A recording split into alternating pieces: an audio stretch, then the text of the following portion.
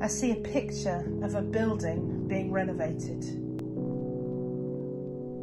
You know, the kind where they hang a big piece of fabric over the side of the building with a picture of what it's going to look like when it's finished, only to see that when you pull it back, there's just a derelict old building.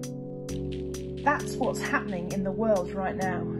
There are lots of things that people place their hope in, their security in, things that were stable and considered safe and strong. Finance, work, power, busyness. But these things are like that fake veneer. And this time, this season, it's like it's being pulled back, and around the world, people are falling and stumbling as we realise that the foundations we built our very lives on can crumble and aren't everlasting. God's using this time to change the landscape, to remodel the architecture of the world around us. There's an undercurrent of revolution that's rising. The picture I saw was as people stumble and fall backwards and realise that so much of what their lives are built on is breakable. They discover what's been there all along. The foundations of God's word, pillars of truth, hope, love, justice, the church, eternity. These pillars have been laid by the church, by Christians who have prayed, and by Christians and the church today who shine a light on them as they speak about truth, as they shout out about hope, life, eternity, promise, as they speak up for the way.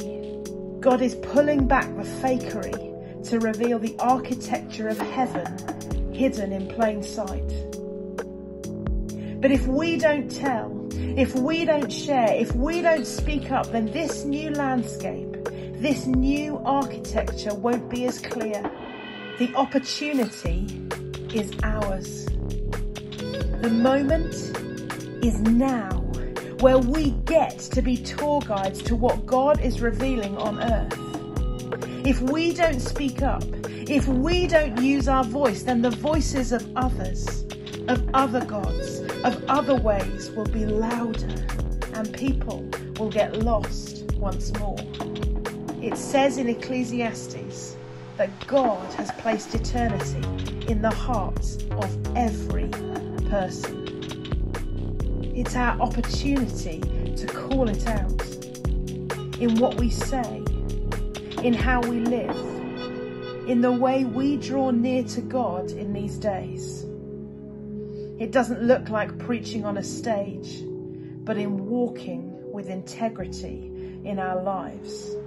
The call remains, but the track looks different.